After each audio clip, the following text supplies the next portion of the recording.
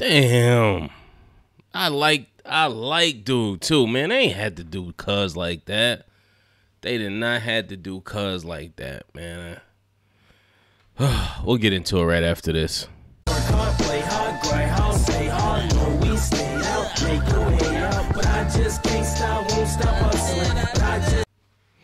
Grinders and grindettes. Listen, Raising Kanan, Power Book 3, Season 1, Episode 6, titled Level Up. Let's get into it. Listen, before we get started, we got to give a rest in peace to one of my favorite characters on this season. And that was my boy Scrappy, man, a.k.a. Chris Rock Jr. Let's give a moment of silence for him. All right, that's enough. All right, so let's get into it. Episode starts off with Rock. She's in Paisley, famous projects from back in the day. She's going to meet with the, I believe the, I don't know if he's the inspector. Yeah, she's going to meet with the inspector. The super is kind of like, oh, I told you he wasn't going to go for this. Rock is in the projects doing whatever the hell she want to do. She banging hoes. And I'm wondering, like, why this ain't done yet?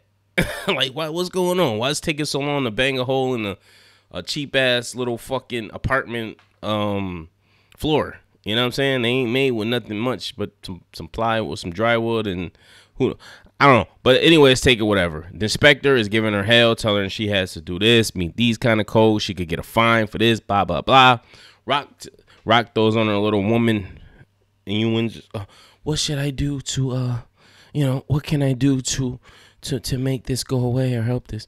And this dude like, oh, I thought he was going to say he wanted some bread or something. But that's understandable. Listen, hey, it's a dog-eats-dog world. Money talks, bullshit walks. That's the way the world is. So he says he wants some poom-poom in so many words. Yo, meet me here at 8.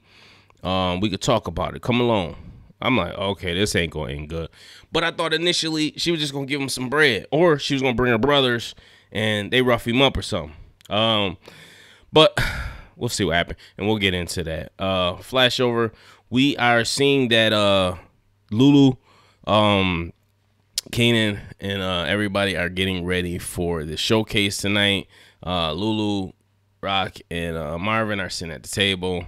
Once again, like a family they do, like the dysfunctional family they are, talking about the events of tonight. And Rock's not really with it. She's not really supporting what's going on with them. You know what I'm saying? She don't really see the vision of this.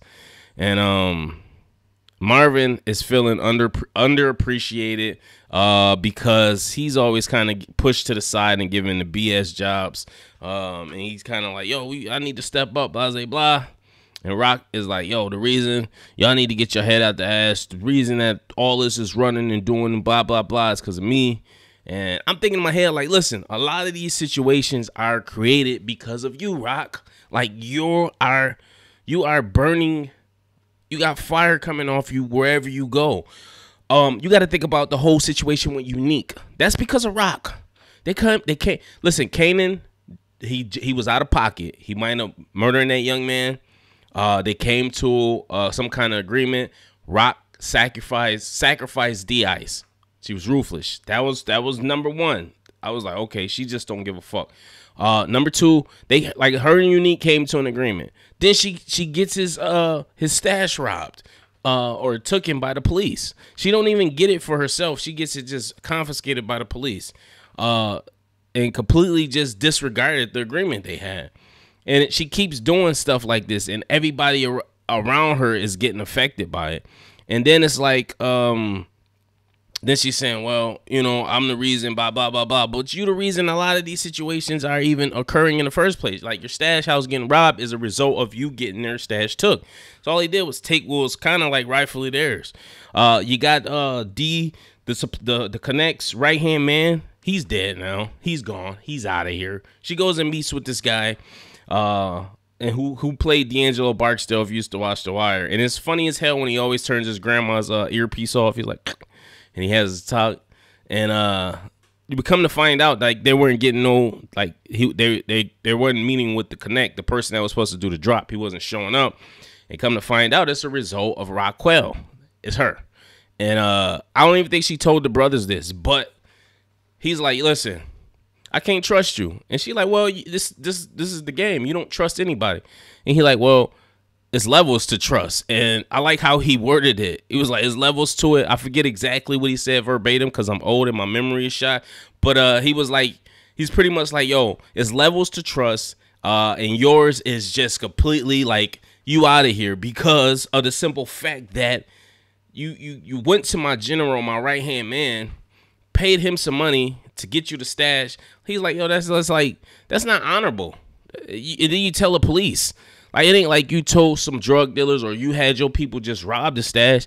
You get the pigs involved, so they get the stash and the money. Like, I can understand, like, you getting it for yourself. That's a part of the game. But you telling the police, your baby daddy, you telling Detective Howard, your baby daddy, that you was sleeping with back in the day, when you was busting it open, that's not honorable. I'm sorry. Listen, I know we in power, we like to kind to uphold the villains because everybody's a villain pretty much. But we like to uphold who the camera's always on as being the righteous villain. And that's not the case. In the case of Ghost, the original Power, he was a piece of shit. He was a piece of shit. He was doing everything wrong, everything shady. He stepped out on his wife to mess with Valdez, even after finding out she was a AU, whatever the hell she was, a cop. He was still sleeping with her, knowing that she could be, even after knowing she was trying to investigate them. I'm like, this dude is out of his mind. I'm like, but he was doing everything shady. What he did to Kanan, getting him locked up, that was shady as hell. You better off just killing him. Don't put the law on me. Do not put the law on me. If it's street shit, let's handle it the street way. If you want me out of here, then come take me out. But anyway, back to Power. So yeah, he tell her pretty much she's cut off. Like, no, you're not getting no more nothing from me. And she's like, oh, so they figure she goes to see the lady at the bodega who their storefront, and she lumped up because her husband keep putting his hands on her. And I got a feeling he gonna get something coming to him next. And she wants to meet with another connect. So I guess they're going to introduce another character. I'm looking forward to this because that's like a conflict of interest anyway. They shouldn't be reeing up for the same people and they hustling on the same blocks in the same area. That's just a conflict of interest. I think Dean, I ain't gonna say Dean, whatever his name was, he sees it like that probably as well. And Unique offered to pay 20% more because he's getting actually Rock Stash now too. So that was smartly played on Unique. And listen, I'm a fan of Unique, man. First of all, Joey Badass, I think, is a nice up and coming actor. I love his transition from rap to act. I say that every review. I think he has the 90s themes cut like down to a T. I love to see that style come back in the fashion, and it has. The Dapper Dan suits and whatnot. Every time you see Unique, he got some fly shit on. I'm like, yo, bruh, kudos, man, because I'm a nigga that like to get fly too. So for one fly nigga to another, shout out Joey Badass. Rock get fly too. Don't get it twisted. Everybody in this show gets fly, but I think Unique flyness is on just a whole nother level. Like, that was that Supreme Team, Baisley Park shit for real. You know what I mean? That Alpo, Rich Porter type shit. You know what I'm saying? That's that type of drug dealer fly that he on. That Mike Tyson shit. When Tyson was in his prime, going to see Dapper Dan in the back shot when he was beating up old boy with the jury. But that's another time. That's neither here nor there. I'm getting off track. Jukebox girlfriend coming to see her. She came all the way to the hood. I'm like, yo, that's love. She came all the way to her, and I like old girl, man. I can't even front. At first, I was kind of like, what the? I like her for Jukebox, man. She a ride or die, like, and she genuinely cares about her. She don't care about her background. She like who Jukebox is as the person. So it's going to be curious to see, because it's going to come, how Jukebox makes the turn. And you got to remember, Jukebox winds up becoming a cop. Yes, Jukebox is a police officer. When we got introduced to her in the when she's grown up, she's a cop. So at some point she makes that turn. So I don't think she has a record or been arrested, because normally when you become a police officer, you can't have no record. So it's going to be curious to see how she made that turn and then how it's going to affect her relationship with her family, because obviously they are in the game. So maybe it's something they might be advocating for because they can have somebody on the force, or who knows. But yeah, she came to see her, and I thought that was pretty dope. She said she was coming to the showcase. Kanan and Famous are passing out flyers. Well, Famous is passing out his flyers for a showcase. And that reminded me of when I was coming up rapping. And I said it like I'm super famous. But Buffalo, New York, where I'm from, born and raised, which is, has birth, was Griselda is birth from, they're Buffalo, New York artists. But at one point in time, we were all on the same grind. And when I'm putting up my posters, I would be putting my poster up to a West Side Gun or a Benny poster, or you know what I'm saying? Like we all from the same draft class, I would say. So it was a time when I had the town. Like it's a point in time where every rapper had a moment in time. They were that guy in the town. At one point in time, I was that guy. Like 2011, 2012, I believe Benny was locked up. West Side Gun, I think, was just getting out. He was getting his feet wet. Conway probably, I think, had fell back from the music a little bit, or he had got shot. So it was one point in time where I had it. And then obviously personal issues, in my family life, I had to kind of just fall back. And then when I decided to come back in entertainment, I came to YouTube. But I just remember that grind, man, passing your shit out. And you gain an organic following like that. It's people to this day I see out like, yo, you do Black Abstract? Bro, like you was that guy, bro. Like what happened? Or I might be at a show, I wanted to see Benny one time. He was around the corner from me at this place performing. And somebody's, yo, Abstract, yo, and that's what they call me too. They call me Ab or AB Abstract. Yo, that's supposed to be you up there, bro. Why you? And it was crazy because I never rubbed elbows with them because I had my own. How Griselda is their own entity, I had my own entity, and I had artists under me or beside me, like my own team. And we was gunning for, like, we was just competition. It was just like friendly competition, but at the same time, it was us versus them. That was the name of my first project, us versus them.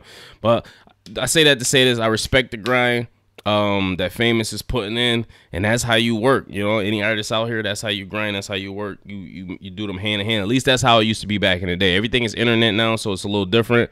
But Kanan's out there supporting him. And I just went off on a tangent again. I'm sorry. Kenan's supporting him. I think that's dope. They're really getting geared up for this. And this is the first time I think all the characters kind of match up with each other. Where you got Jukebox, her girlfriend, Famous. You got Lulu. Everybody's in the same vicinity as one time. And Lulu and Marvin had a conversation. Marvin was kind of downplaying the showcase. Oh, this bullshit, blah, blah, blah. And that's another thing I used to get too. Oh, why y'all doing it, blah, blah, blah. And then they come to our showcases and see we wasn't playing around. Like this banner I got behind me, this is what I used to use on stage. Nobody in the town at the time had one of these because a lot of motherfuckers ain't had money. I had money. I was getting money in the streets. So I had money. I had posters. I had CDs pressed up. I had Letterman jackets with our non-grads entertainment, Black Abstract.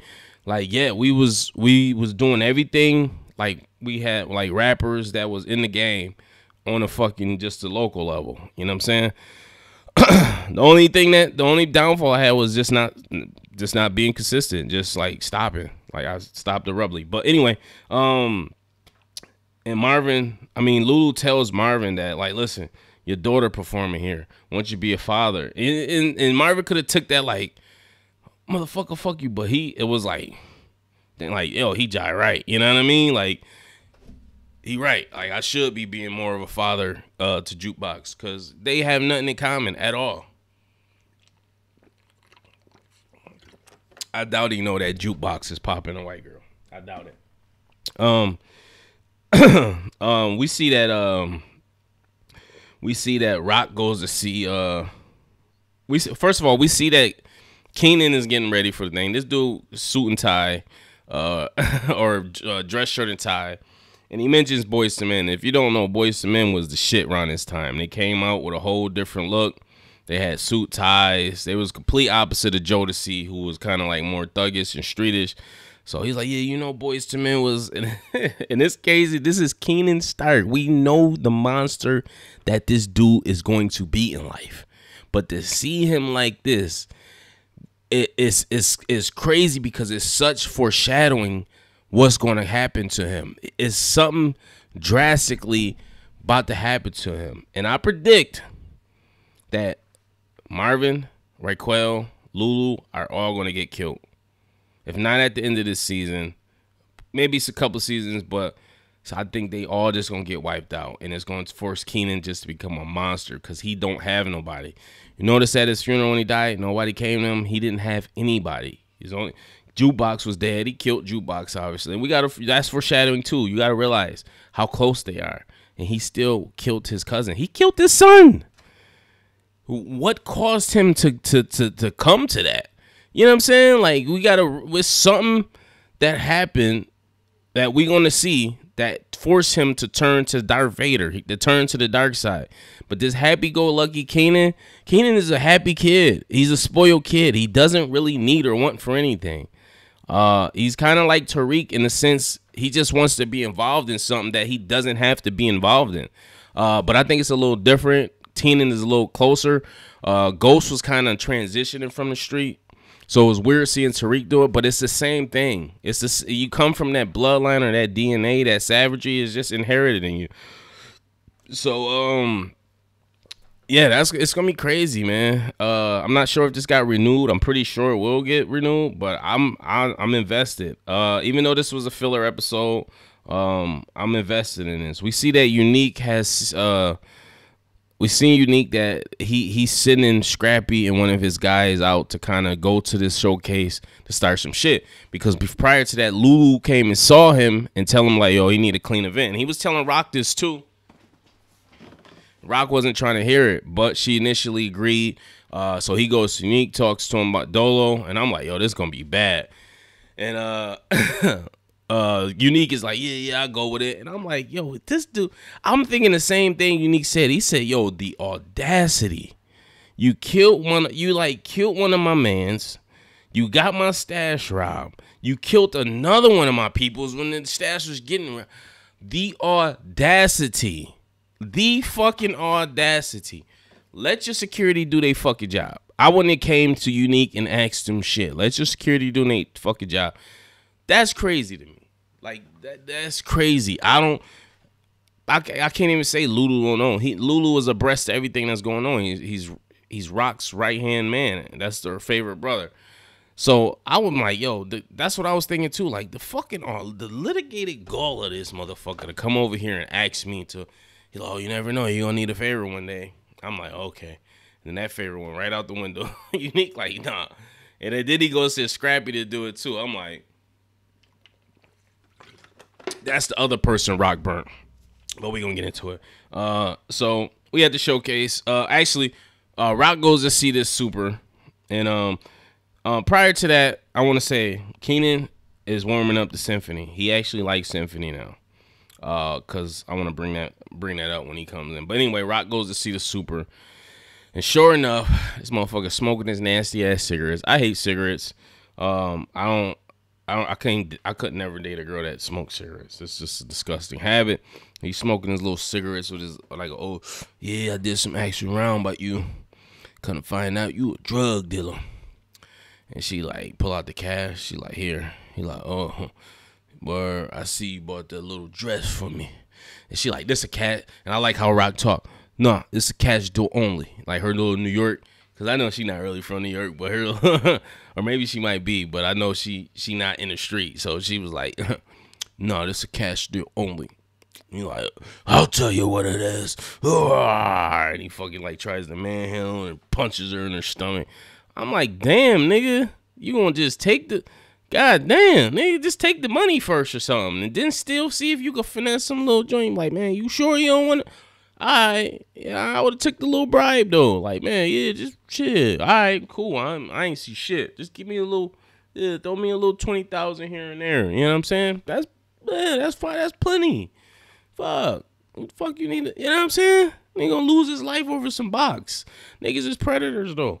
But she wound up hitting this nigga with the biggest hand. And I seen it. So when I seen the hammer, I'm like, okay, that's a little too convenient.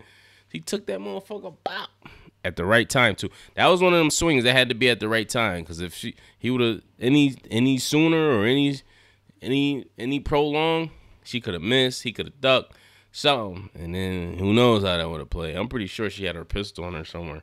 But she hit that nigga over the head, and I was like, oh shit, she killed the one blow. But come to find out he wasn't a kill. And once again, they called my man Marvin. I like Marvin too. Marvin one of my favorite characters, man. I know he'll fuck up, but he got a good heart, and his intentions is always good, and he dependable when it comes down to it. You know what I'm saying? He's a fuck up, but when it come down to get some shit done or handled, he gonna do it. He gonna do the dirty work. So he come in there, fly as hell, roll up his sleeve. Marvin, another one that like to get flea. He could roll up his sleeves, and he go to town. He tying this dude up, and he venting to him. I'm like, this is some sociopath shit right here. Like, you got to understand the level of sociopathness you got to have to talk to somebody. And you know what I'm saying? Like, this is sick. It's sick. But he winds up talking to the guy, and I'm like, yo, this is crazy. But anyway, he puts the guy in the wall. He taped the, and I'm like, yo, is he about to put him in here alive? And he winds up fucking just putting a nail gun through his head, and he wind up killing the guy or whatever. But the guy was I'm like, wow. I'm like, yo, they know that buddy gonna start stinking and stinking up the apartment sooner or later. So they ain't throw no lime on him. And I'm not saying I ever did that. I was just like TV shows I seen, but you know the body gonna smell. So, yeah, I'm like, yo, this is crazy. Fucking and he did what he had to do. But before that, Kanan he proposed something to Marv about a drug thing that he could have did, and it was kind of like, it wasn't on no block type shit. It was actually a really smart idea. He was like, yo, you know, and they coming off the expressway, they go to this gas station, we can hit them here, they get back, get the fuck where they going, it ain't no risk, but it's a reward. And Marvin like, nah, you my kryptonite. Rock said stay the fuck from you, you know what I'm saying? But that's the idea that they should be trying to do shit like that. Rock has to but she not a forward thinker. Rock is kind of a impulsive in the moment type thinker. And that's good and bad. It's good because she's assertive and she knows when the situation at hand. I think she kind of knows how to handle it or tackle it. But it's going to be bad in the long run because all good things come to an end. And then if you constantly beefing with Unique about these dumbass blocks, you got to kind of, you know what I mean? You got to kind of find it out. Or think of an out. But, yeah, it was a good idea. And Marvin like, nah. But I knew it. I'm like, yo, Marvin will probably wind up stealing this nigga idea. And, but we see in the coming trailer that I guess they kind of cutting Rock out of it, but they gonna do it. So we gonna see how that work out. But it was a smart idea. And Kenan's a smart dude. We also see that you know, the showcase is getting popping. Lulu and pull up red carpet like on some in a limo. I'm like, okay, they doing it big. Rock comes in for a minute. She has a drink. Symphony pulls up on her. And she walked right the fuck out of her. And I don't know what the beef she got with Symphony is. He was just trying to help her out. But I guess she wasn't trying to hear it. And they kind of deaded it. She was just like, yo, you went behind my back. Yada, yada, yada. I don't care if you fuck with me. And she just real protective off of Kanan. But ultimately, he was just trying to do the right thing. He was trying to help the brother out. And he told Kanan, like, yo, if she asks me about it, I'm going to be honest with her. And I guess she never asked, but she wound up finding out somehow. And I think Howard told her, if I'm not mistaken, in the last episode. Speaking of Howard, he goes to see the doctor about, you know, his bone marrow transplant. And sure enough, we said it, everybody. Shout out to everybody that commented it about in the last review. Yes, that he was going to see if Kanan could be a match. Somebody said that he was gonna kind of try to blackmail Rock or something like that. I'm like, man, that ain't gonna never fly. But he asked, so he does have that in his mind. I don't see or don't think that's ever gonna happen because first one, Kanan don't even know this nigga. And then I don't think Rock gonna ever fucking bring that out. And her partner was kind of like snooping around the whole episode, and talking and she's trying to get the jukebox because I think the partner might be gay as well. So she's trying to connect with her on that level. Like, yo, if you need to talk about anything. And then she brings up the fact of D-Wiz. I don't know why she brought that up to Jukebox. I don't know if she know Jukebox knows or nothing, but Jukebox did see him get in the car with Lulu. But Jukebox, OG, she ain't gonna say nothing about it. And yeah, she's snooping around and shit. And then but Jukebox was like good day detective or some shit. She was kind of curving her a little bit. But Rock saw her later on and was like, yo, tell Howard don't get between a mother and her son or some shit. She was like, what does that mean? And she's like, he'll know what it means. I'm like, ooh. So we already say that's a no on her end. And then Kanan not 18, so he can't consent for himself. So we'll see what happens. I don't know, man. I thought it was a good episode. Now let's get to the meat and bones of it. The showcase is going off without a hitch. We see there's some rowdy Brooklyn niggas outside. Brooklyn always trying to fuck some shit up. Lulu and comes up and he's confronting the dude and he's talking. He's a little fly at the mouth to Rock pulls back up. She walked back across the street like, yo, what's good? What's up? And dude he seen her and was like, oh, no, it ain't him. So Rock name do ring bells out here on these streets.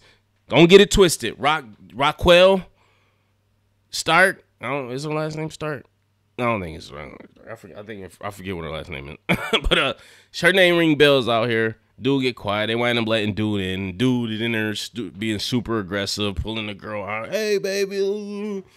And Lulu's girl wind up telling him shut the fuck up. Then he tried to get at Jukebox girl. She like, yo, get the fuck off of me. Crown winds up coming and they wind up smoking woo. So I don't know what that's gonna be. I don't know if she gonna wind up getting strung out or hooked, if that's foreshadowing or if it's just kind of like a in the moment filler type thing to put in there. But I'm like, why are they putting this in here? So the showcase winds up going off. Jukebox is nervous. She's throwing up. Her and Kanan have a heart-to-heart. And they wind up like, yo, her and Kanan wind up having a heart-to-heart. And I thought that was pretty dope, man. Like I said, this is foreshadowing. This is weird because we know how this is going to end. But to see how close they are, and they like best friends, man. And it's going to be sad. But they want to have it heart to heart. She gets over her fears. They go on stage, and then Famous gets a fucking he gets nervous as shit. He gets like anxiety, and Jukebox had to break the ice, so she just starts. She cut the beat, got the crowd hype, and then start singing, and then they got Famous into it. And like I said, man, that song I believe should at least alternate with the theme song in the beginning with 50 Cent. And each week I like the 50 Cent song more and more. At first I'm like, at first I was like, it's cool. Then I was like, I don't know if I like it. I always hit skip. And then I listened to it again. I'm like, no, this ain't actually too bad, man. It's not bad at all. It's pretty dope. Power need to get rid of that dumbass intro where they do that camera trick where they got the double. I think that's kind of played out, but that's just I guess that's just like the signature. Anyways, they wind up rocking the crowd, and you see Marvin like, yeah, that's my kid right there. That's my kid. I was like, yo, that was dope, man. These sociopaths, you guys got done putting somebody in the wall. Now you at a showcase talking about that's my kid. We see Scrap and old boy wind up breaking in the window, getting in, and he tells him that Lulu's the hit. I'm like, oh, what? And then Lulu wind up peeping it. Scrap kinds of give him a signal. He goes like this, and they wind up shooting dude, or they ain't even get no shots off. I'm sorry, they was about to. I know Scrap wasn't gonna shoot him, but you see dude looking, but Scrap played it. Lulu played it. He knew what it was. He like, man, Brooklyn some bitches, and wind up starting to fight. And I'm like, that's crazy. Like, and then it just wind up causing pandemonium and mayhem. Lulu knocking niggas out, Marvin knocking niggas out, everybody fighting and beefing. So he kind of sabotages on showcase because I think he just saw what it was. So that's gonna be like, okay, I talked to Unique. Unique didn't give me his word, so now I think Lulu a little savage on the low too. We just saying, well, we have seen it. He killed D-Ice cold blood, or D-Wiz in cold blood. So other than that, they get outside and dude like, yo, I knew me and Unique knew you was like Rock Stooley or whatever, and I'm like, oh. And I thought like Lulu or somebody was gonna come outside and help him or save him, but never happened. We cut to a montage where they playing EPMD's, not EPMD's, EP. What is it? EP Dawn. I believe it's Baby You Send Me. I forget. EP and Dawn. EP and Dawn. Yeah. And listen, it's a famous story about them and KRS-One. KRS-One threw one of them niggas off the stage, lift them up like this, threw him in the stage while they was performing. Go check that story out if you can. Those are dudes that sing their song. They was kind of like, I'm trying to think of who they was in current time, who they would be. They were just some corny ass dudes. But anyway, they got a montage. Everybody getting it on. Listen, Lulu and old girl is getting it on in the back seat. And when she went like this, I'm like, yo, that was hot. I ain't even gonna hold you. That was some hot shit right there. Jukebox and white girl getting it on the bus, like kissing and shit. Kanan went over to Davina's house. He got him his little first piece of ass. Famous getting sucked off in the bathroom. I'm like, that's crazy. Rock wasn't getting nothing, but you know, she could have got something if she wanted. But everybody getting some. And then fucking poor Scrappy. Everybody they didn't even want to try to help the man or see. I guess they thought it was good, but ultimately, Kanan sneaks in the house, and then you hear a shot. Bah! He's like, yeah, hear your boy back, bitch. And they go outside and see Scrap butt ass naked with some tighty whities on, dead. I'm like, man, that was a waste of a good character. Scrap was a good dude, man. This nigga was super fast, evading the police. He would put in some work if he need to. He was a good hustler, man. He was a good soldier to have. And I don't know if Rock did that intentionally, because ultimately he did disrespect Kanan. He beat up Kanan. That's how she don't play about her son. So she could have been sending him on a dummy mission, knowing what the outcome was gonna be. That's her not having to get her hands dirty. Or maybe she genuinely thought this would work, but they never showed like them having some kind of meet down or sitting to where he was giving them information like, yo, this was going on. But it was a dumb idea because it was too fresh for shit happening. That was just dumb. But man, rest in peace, Scrap, man. He was a good dude, man. Loyal soldier. And Rock gonna have to answer. And listen, Rock, move. This is the second time they done came past your house. They tried to shoot Kanan the one time, and you gotta move. Move somewhere else. Why is you living in this house? I don't know. But we'll see. I'm gonna do a video about what I think is gonna happen in the next episode. But let me know what you thought about this review. I know it was a little long. But listen, I missed it last week, so I'm excited it's back on. This episode was okay. I see what it was. It was a bridge episode. But we got to turn it up now. Raising Kanan. What we got? 3 more episodes left. We got to turn it the fuck up now. We got to see some shit, man. But post your comments below. Make sure you like, subscribe, hit the notification bell. And as always, peace, love, and prosperity. 1.